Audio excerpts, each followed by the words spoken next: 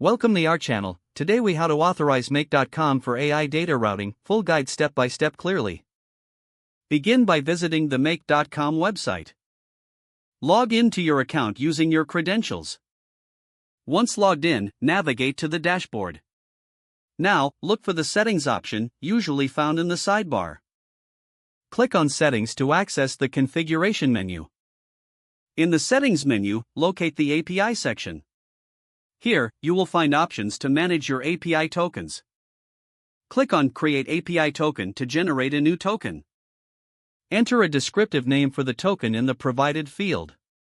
Choose the appropriate permissions that you want to assign to this token. After setting the permissions, click Save to generate the token. Make sure to copy the generated API token. Now, switch to your AI application where you want to authorize make.com. Navigate to the integration or API settings of your AI application. Look for the option to connect or authorize a third-party service.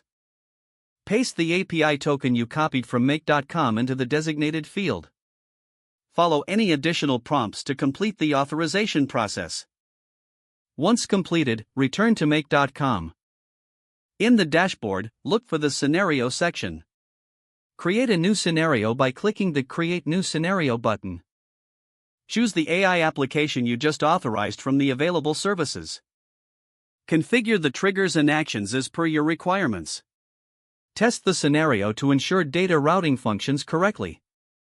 Once verified, click Save to finalize your settings. If needed, schedule the scenario to run automatically. Congratulations, you have successfully authorized make.com for AI data routing. If the page does not load, refresh the browser or try again in a private or incognito window. Make sure you are using the correct email address, then retype it carefully to avoid small typos. Don't forget to like this video and subscribe to our channel for more step-by-step tech guides.